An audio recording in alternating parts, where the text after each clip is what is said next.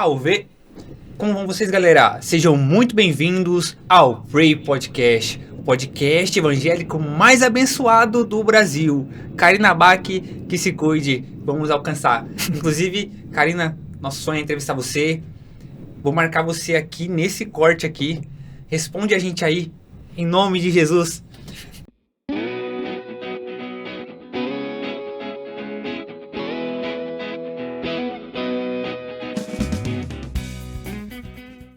Pessoal, como prometido, viria hoje aqui trazer a segunda parte do nosso bate-papo com o professor Rodrigo Rocha.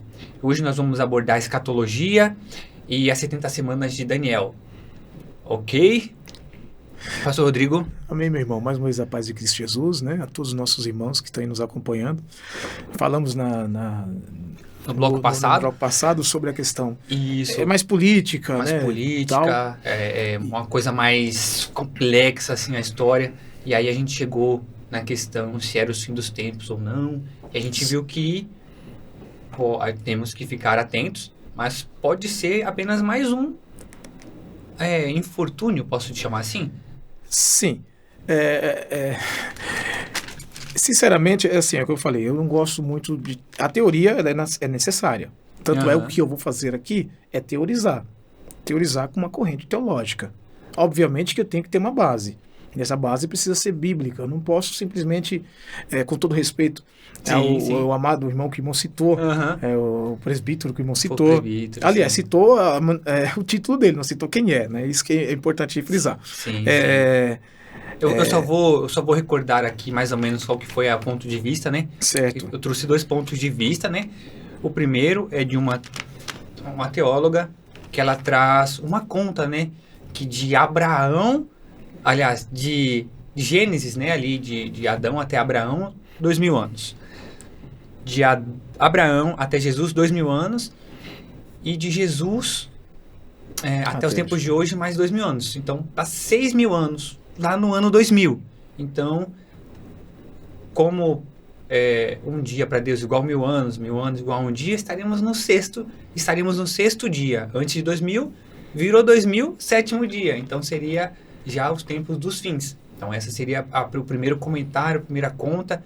E a segunda do nosso querido presbítero, que ele fez um ponto de vista ali mais dele, né? Ele teorizou, ele trouxe assim, que 2000 chegará e 2000 não passará. Então ele fez uma conta, né, do nascimento de Jesus até o ano 2000, tecnicamente daria 2000 anos, mas ele subtraiu os 33 anos que Jesus teve, né? Jesus morreu com 33. Então, tecnicamente, seria 2000 anos após a morte de Cristo. Então, nas contas, em 2033 seria o 2000 anos que o dito popular, né, diz. Exato. Então, eu volto a dizer, falei no bloco passado, com todo respeito, jamais. Quem sou eu para... Né? Mas é o que eu estou falando, não tem problema teorizar. Mas eu só gosto de teorizar com uma base bíblica. Eu não gosto de fazer teoria em algum achado. Eu acho que se fizer isso, ou fazer esse cálculo... Aliás, eu tenho muito medo de cálculo, esses cálculos aí. Eu não tenho medo só de fazer cálculo na escola, né? Tenho medo desses cálculos teológicos cálculo aí como também. Um todo, né? Mas, assim, voltando a dizer, eu quero basear aqui dentro de uma visão pré-tribulacionista. Sim, né? Sim. E aí, vou chegar nas 70 semanas de Daniel, tentar chegar, aliás. A gente precisa seguir da seguinte maneira, irmão.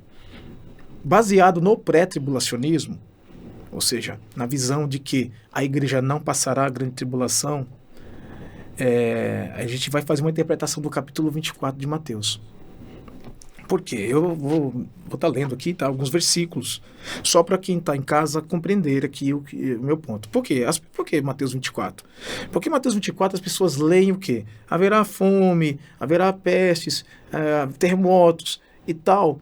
E eles entendem que isso que está acontecendo já é esses sinais. Numa visão pré-tribulacionista, não pode ser. Tá? De uma visão pré-tribulacionista. Pós-tribulacionista, eu não entrei nesse mérito, não sei como é que eles pensam com relação a isso, Mas dentro de uma visão pré-tribulacionista, não. Por quê? Porque esse texto aqui, ele não pode acontecer, essas coisas não podem acontecer antes da vinda de Jesus. E aí, sobre a vinda de Jesus, a gente precisa compreender que existem duas vindas. Ou melhor, eu vou usar melhor aqui um termo teológico, que seriam duas fases. Quantas vindas Jesus terá? Duas. Ele veio, nasceu, morreu, cresceu, tal. A primeira foi uma já, então? Sim, Jesus... A primeira considera como uma vinda. É a vinda dele. Uhum. Como encarnou, tal. A segunda vinda diz respeito à sua volta para levar a sua igreja e estabelecer o reino milenar. Que aí já tem outra teoria. Tem o pré-milenismo, o pós-milenismo e amilenismo. São outras teorias teológicas, que também partem do pensamento do pré-milenismo, que são 1000 anos literais. Mas não é o caso agora. No pensamento pré-tribulacionista, o capítulo 24, ele diz respeito aos judeus e não à igreja. Porque muitos de nós lemos esse texto e dizemos, olha, isso está acontecendo, a igreja não é. Jesus não está alertando aqui, no caso, a igreja. Está alertando os judeus. Eu sei que talvez pareça um pouco polêmico, até para quem acredita como eu, que a igreja vai ser arrebatada antes. Por exemplo, capítulo 24, versículo 4. Jesus respondendo disse-lhes, acautelai-vos que ninguém vos engane, porque muitos virão em meu nome, dizendo eu sou o Cristo, e enganarão a muitos. E ouvireis de guerras, rumores de guerras, olhai, não vos assusteis, porque é mistério que isso tudo aconteça, mas ainda não é o fim, porque se levantará nação contra nação, reino contra reino, e haverá fomes, pestes, terremotos, em vários lugares. Mas todas essas coisas são princípios de dores. Aí ele vai depois continuar, ele vai dizer, olha, aquele que estiver na Judéia, aqueles ai das grávidas, que isso não viesse a acontecer no dia de sábado. Isso não tem nada a ver conosco. Nós não estamos na Judéia. Nós não, com exceção aos adventistas, não guardamos o sábado. Então isso aqui, ele está falando literalmente com os judeus. Ele vai dizer aqui, porque haverá uma tão grande aflição como nunca houve desde o princípio. Nós vamos ver Ezequiel, ou melhor, Jeremias, ele vai falar sobre isso, sobre essa aflição. Ele está tratando com o seu povo. Jeremias 30, verso 9.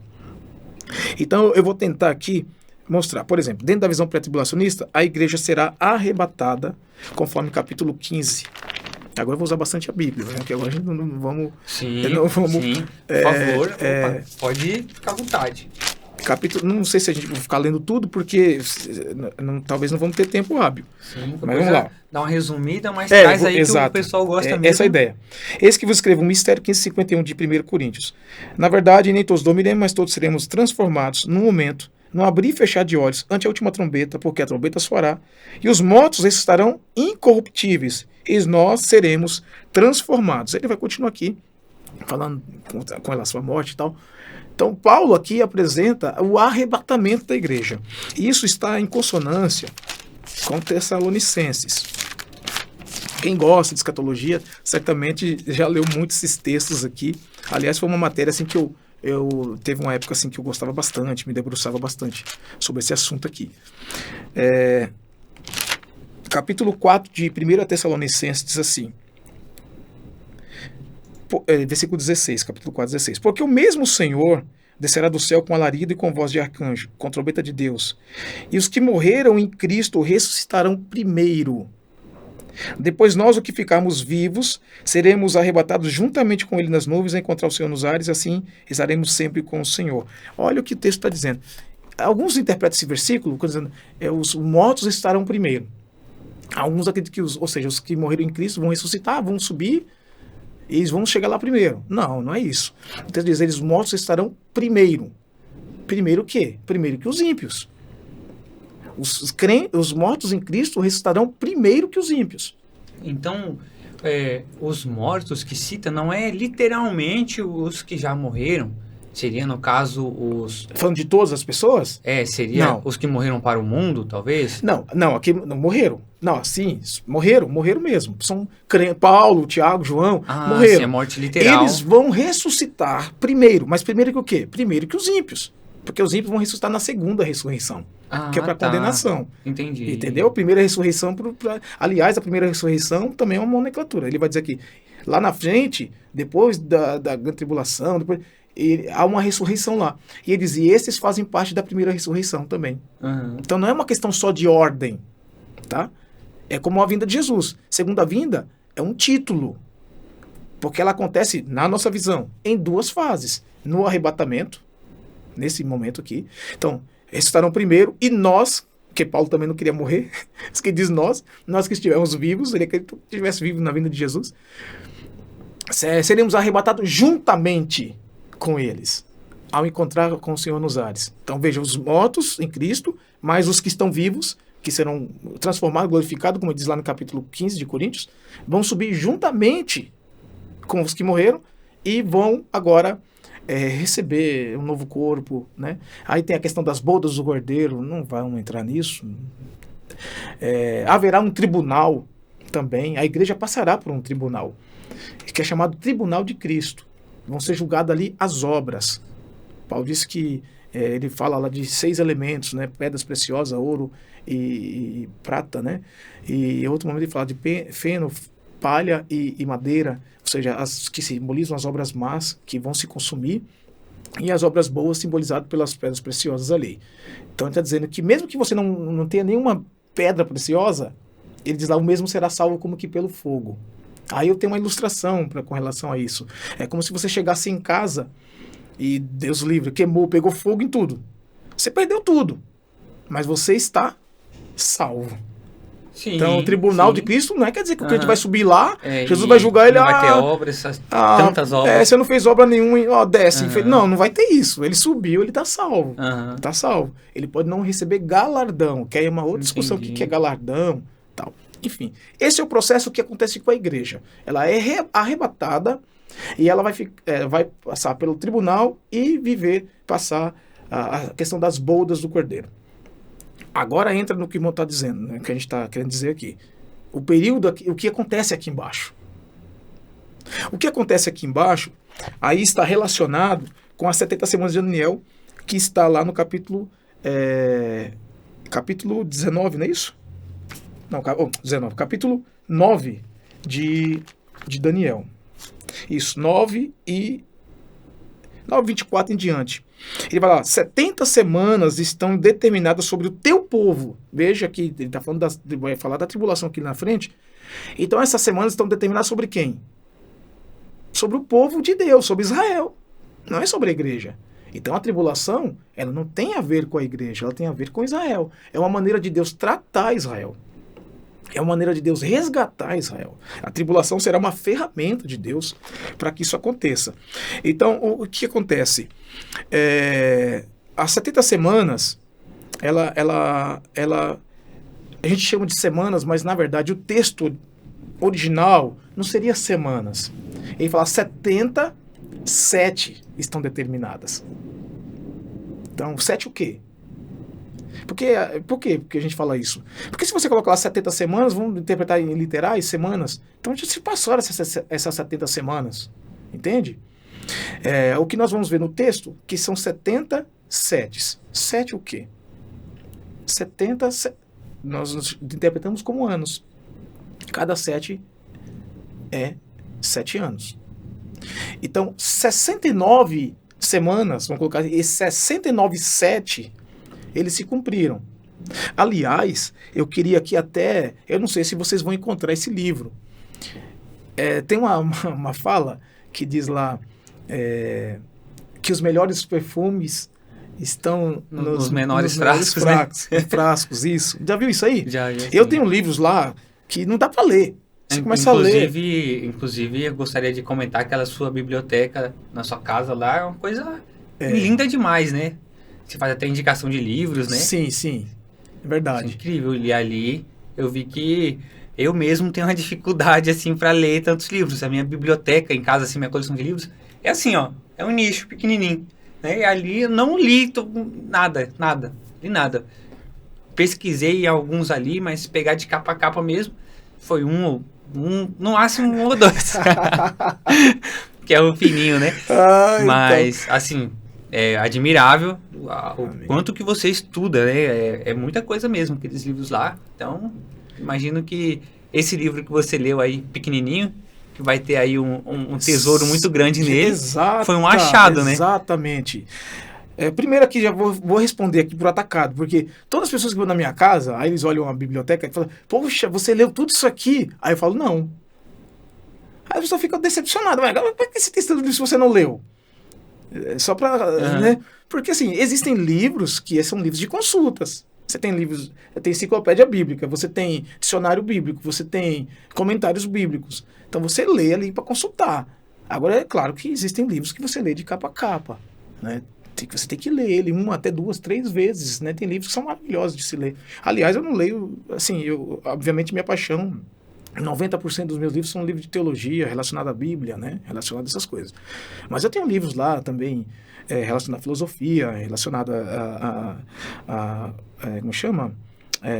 Aos escritos brasileiros, meu Deus. Enfim, tem bastantes livros interessantes lá. Que são livros que você tem que ler de capa a capa. Esse livro que eu estou querendo falar é um livrinho assim. Ele deve ter 60 páginas. Não tem, eu não sei se tem. Alva McCain, uma coisa assim. As 70 Semanas de Daniel. Rapaz, é isso aqui o livro. Mas ele é precioso demais. Então, você que...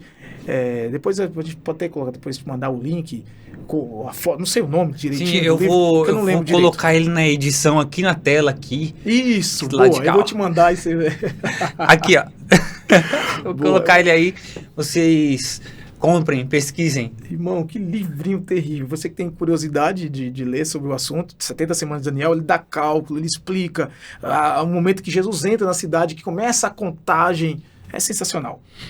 Pois bem, o fato é que vamos usar semanas, tá? Essa última semana, ela não aconteceu. E essa última semana, então, vamos partir do ponto, isso é uma visão que todos os teólogos, independentemente de pré-tribulacionismo, pós-tribulacionismo, todos aí entendem que são 7 anos, tá? Essa última semana, ela é a grande tribulação. Aliás, ela é dividida. Que eu divido como princípio de dores, que é esse texto que nós lemos aqui de Mateus 24, e a grande tribulação, que ela começa no capítulo 24, a partir do versículo 15. Então, do versículo 4 até o versículo 14, ela compete aos 3 anos e meio. Tá? Por quê? A Bíblia vai dizer que o anticristo, né? Então, por isso que eu falo que com relação ao que está acontecendo, é sinal, o anticristo ele tem que surgir. Né? Ele tem que haverá realmente uma guerra contra Israel generalizada, e ele vai surgir para acalmar os ânimos ali. Israel vai se voltar para essa pessoa, o anticristo, e vai reconhecê-lo, né? E no meio da semana a Bíblia diz que ele vai romper. Eu não vou ficar lendo os textos, tá, irmão? Porque não dá tempo. Mas aí tem os textos aí, capítulo 9 de Daniel. Aí você... Aliás, eu vou precisar ler aqui rápido aqui, Mateus 24 com Apocalipse 6. Para a gente compreender o que eu estou querendo dizer. Com relação a isso não ser... ainda não está acontecendo o princípio de dores. Então, eu vou fazer aqui rápido aqui um paralelo entre Mateus 24 e Apocalipse 6, que os 4 cavaleiros. Lembra? Sim, sim. Então vamos lá, olha só. Tudo que Jesus diz está em consonância, está ligado ao que ele vai dizer no capítulo 6. Deixa eu correr aqui. E Jesus respondendo diz, muitos virão em meu nome. Ele está falando aqui de um falso Cristo. Capítulo 6, versículo 1 e 2, eu não vou ler todo, mas vai dizer lá que ele diz, olha, o cordeiro disse, e abriu o selo, disse, vem ver. E quando ele foi ver, o versículo 2, e olhei, e eis um cavalo branco, e o que estava sentado sobre ele tinha um arco, e foi-lhe dada uma coroa, e saiu vitorioso para vencer. Alguns querem interpretar esse versículo aqui como sendo Jesus. Não tem como ser Jesus. Primeiro ponto, o cavalo branco, obviamente o branco simboliza o que? Paz. Então, esse anticristo, ele vai trazer paz. Mas uma falsa paz. Por quê? A Bíblia diz que ele está com o quê? Com um arco na mão. Esse arco é um dos maiores símbolos de guerra da época. A gente tem que ler com os olhos deles. Né? Uhum. Hoje o maior símbolo de guerra, sei lá, seria uma bomba atômica, né? Um míssil, sei lá. Para eles, O arco era uma arma poderosa, com uma espada, lança, né? Ele vem com aparência de paz, mas com o arco na mão, simbolizando guerra. E a Bíblia também diz aqui que ele saiu vitorioso para vencer. Jesus não saiu vitorioso para vencer, Jesus já é vencedor. O cavaleiro, que é Jesus, na verdade, é o que está no capítulo 19. Aí sim, lá, Senhor dos Senhores, Rei dos Reis. Esse é o Senhor Jesus. Vamos ver aqui, ó. O versículo 6, e parte do versículo 7, diz que haverá guerras, rumores de guerras, e ele, enfim, não vamos ler todo o texto aqui, mas vai falar sobre as guerras. Ele vai falar sobre o segundo cavaleiro. E havendo aberto o segundo selo, ouvi a voz do segundo animal dizendo, vem e vê. E saiu outro cavalo, vermelho, e o que estava sentado sobre ele foi-lhe dado que tirasse a paz da terra, e que matasse uns aos outros, e foi-lhe dado uma grande espada. Então, aqui mais um símbolo de guerra. Então, esse cavalo aqui é o símbolo da guerra. Jesus está dizendo lá que haverá primeiro um falso Cristo, cavaleiro branco. Haverá guerra, o cavaleiro vermelho. E aí Jesus vai falar que haverá o quê? Fome. Versículo 7. Jesus disse que haverá fome. O cavaleiro, o próximo cavaleiro, ele diz aqui no versículo 5. E olhei, e eis um cavalo preto. E o que estava sobre ele assentado tinha uma balança na mão. E ouvi a voz do meio dos 4 animais, que dizia, uma medida de trigo por 1 dinheiro e 3 medidas de cevada por 1 dinheiro, e não danifiqueis o azeite e o vinho. Então nós vamos perceber aqui que Jesus disse que haveria fome. Aqui nós vemos aqui uma balança simbolizando fome, que haverá tudo ali controlado. Mais um cumprimento do que Jesus está falando. Isso lá no capítulo 6 de Apocalipse. E ainda no versículo 7 e 8 diz assim, e pestes e terremotos em vários lugares, mas todas essas coisas são princípio de dores. Então aqui, ó, o versículo 7 e 8 diz assim, eis o quarto selo, e ouvi a voz do quarto animal que dizia, vem ver. Aqui é o único que tem nome, esse cavaleiro. O cavalo amarelo, e o seu cavaleiro chamava-se Morte. E o inferno seguia, e foi-lhe dado poder para matar a 4ª parte da terra. Muita gente. 4ª parte é muita coisa. Com espada e com fome, com pestes e com feras da terra. Então nós vamos perceber o que Jesus disse lá no Sermão da Montanha, aliás, no Sermão Profético, ele vai concordar com o capítulo 6 de Apocalipse. Então, baseado nisso, essas coisas aqui, elas ainda irão acontecer. Essas coisas irão acontecer na primeira metade da semana, no caso, nos 3 anos e meio, os primeiros 3 anos e meio. E aí, quando acontece isso, finalmente, o anticristo ele vai aqui romper com Israel, finalmente ele vai romper com Israel, e aí nós vamos ver que começa o período da grande tribulação. Esse período da grande tribulação, ainda no capítulo 6, vai mostrar o que vai acontecer com o povo judeu. Mas a gente não vai prolongar nisso, porque acredito que o irmão queira falar alguma coisa, senão eu vou falar até cair de costa. Aliás, eu só não falo porque eu estou encostado aqui, senão eu falo, quem me conhece sabe, eu falo até cair de costa. Não, mas assim, acho muito interessante, né? Porque a questão dos fins dos tempos, a escatologia é um tema de curiosidade, né, da maioria das pessoas, a escatologia, né? É a preocupação da atualidade, né? Sim. Se esses acontecimentos com Israel, tudo que vem acontecendo nesses últimos dias, nesses últimos tempos, até como você leu aí, o filho, ai das grávidas e tal, aí a gente vê aquele vídeo das criancinhas, né? Certo. E se isso é linkado, tem a ver com o cumprimento, e assim, pelo que eu entendi, né? Certo. Que pode não ser um sinal, pois desde 47? 48. Desde 48 aconteceram 3 vezes já? 3 ou 4 vezes? Mais vezes. Assim, mais as que mais vezes, famosas, a de 48, né, da Guerra da Independência, da Liga a Liga Árabe, né? Uhum. E depois aconteceu em 67, que é a de Yom Kippur, e a de 73, que houve ali a intervenção das outras nações também. Sim, mas devemos sempre manter ali nossos radares ativos, né? Para que a gente possa... porque Israel, os acontecimentos de lá são marcadores, né? Que a gente deve estar em alerta, né? Sim, o irmão levantou uma situação que isso aqui é importante. Desculpa, tá? Mas assim, dentro dessa visão que eu estou tentando trazer aqui, com relação ao pré-tribulacionismo, nós não precisamos de nenhum sinal para a vinda de Jesus. Quem acredita nisso, ele não espera nada. Aham. Tipo, tem que acontecer isso ou isso para Jesus voltar. Não, Jesus pode voltar amanhã. Porque, ou seja, essas coisas não precisam acontecer para Jesus voltar. Sim, Essas coisas sim. vão acontecer quando ele voltar. Entende? Então as pessoas estão dizendo, haverá guerra, o mundo vai... O pessoal está lá fugindo da bomba, a gente está comendo pizza. Que tribulação é essa que nós estamos vivendo, né? Alguns dizem que nós estamos vivendo o princípio de dores. Que princípio de dores é esse? Que ontem, por exemplo, eu estava comendo churrasco, enquanto as pessoas estão fugindo de bomba lá. Estão lutando para sobreviver. No caso, então, esse princípio de dores vai ser algo mundial mesmo? Assim, Generalizado. O que Jesus está falando com relação a terremotos, guerras, vai ser uma coisa generalizada. Por exemplo, eu não conheço, mas exemplo, eu vi brevemente, eu não vou dar o nome aqui, não vou dar o crédito porque eu não lembro, de fato, senão eu daria os créditos aqui. Um rapaz falando sobre guerras, sobre terremotos, que estuda os abalos sísmicos, essas coisas aí. Ele diz, isso é uma fala dele, eu não vou dar aqui porque eu não lembro, mas vocês podem pesquisar aí. Ele diz que hoje os terremotos são menores do que já houve. Entende?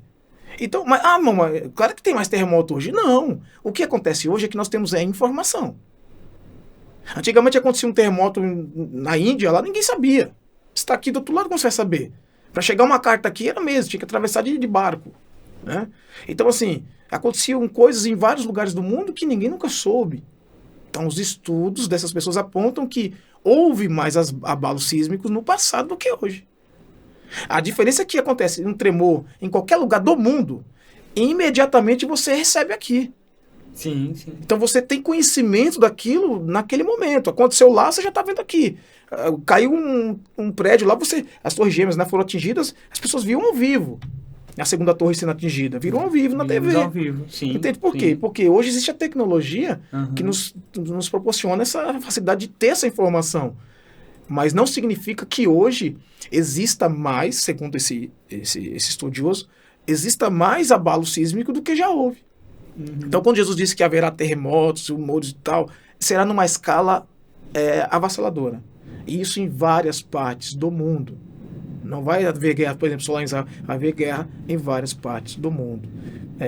Pestes vão acontecer. Irmão, está tendo peste. Houve muitas no passado, peste negra, gripe espanhola, teve muitas. Aí hoje nós falamos do Covid, lógico que ela cresceu e foi assustadora também, porque justamente pela mobilidade. As pessoas hoje pegam um avião aqui, vai para um outro lugar e transmite para o mundo todo.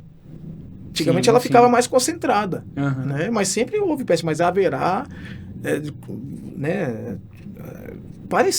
coisas parecidas com o que aconteceu aqui com relação à Covid, né? Eu gostaria de trazer uma pergunta aqui agora em relação à paz. Certo. Isaías profetizou, né, o príncipe da paz. Certo. E a gente vê Jesus vindo e nos ensinando a ser manso, pacífico, longânimo, certo. Dar outra face. E aí eu gostaria que você comentasse assim, por alto, né? Porque a gente tem mais uma pergunta para fazer. Nós temos ali ainda alguns minutinhos. O que é a paz, assim? O que seria a paz? Então, foi nesse bloco ou foi no outro que eu falei da paz? Foi no outro bloco, você deu uma comentada... Verdade. A paz, para muitos, é um estado de espírito. Por quê? Porque as pessoas, elas almejam a paz. A paz é uma coisa maravilhosa. Não tem nada melhor do que paz. Porque a paz, ela vai trazer tantas outras coisas. Né? No entanto, a paz que o mundo procura, que as pessoas procuram, é aquilo que eu falei. É o intervalo de uma guerra entre outra. Intervalo entre duas guerras, né? Justo. Agora, fugindo desse contexto de guerra literal, dessas guerras que estão acontecendo. Existem as nossas guerras pessoais. Né? E quando você tem um problema, quem tem filho sabe o que eu estou falando. Seu filho está com um problema, rapaz, você não consegue viver. Você dorme e acorda pensando naquilo, trabalha pensando sobre aquilo, o que você vai fazer para resolver o problema do seu filho. Então você não tem paz. né? Mas quando aquele problema é resolvido, você descansa. Sim, sim. Então, veja que é um intervalo entre um problema e outro. E logo em seguida já surge outro, que a gente nunca vai deixar de ter problema. No mundo tereis aflições, né? Justo, e aí é onde eu quero chegar. Então, paz não significa viver sem conflitos. Porque conflito a gente sempre vai ter.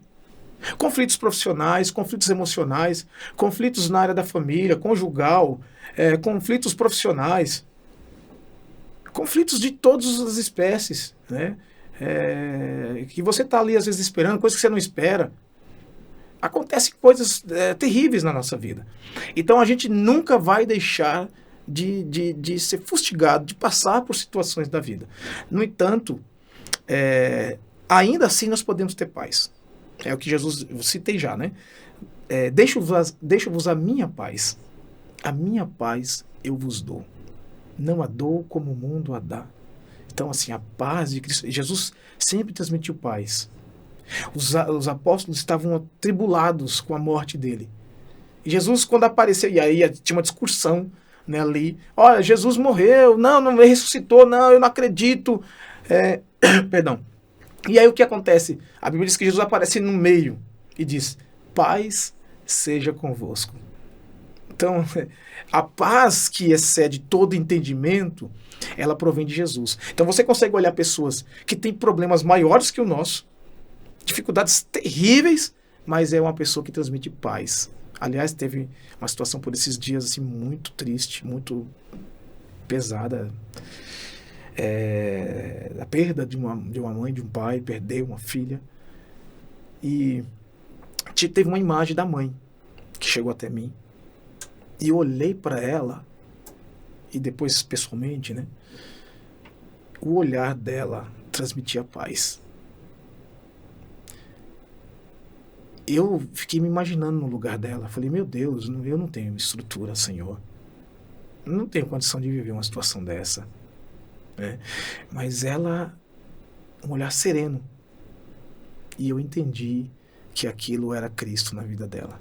Então, paz existe em Jesus. Amém.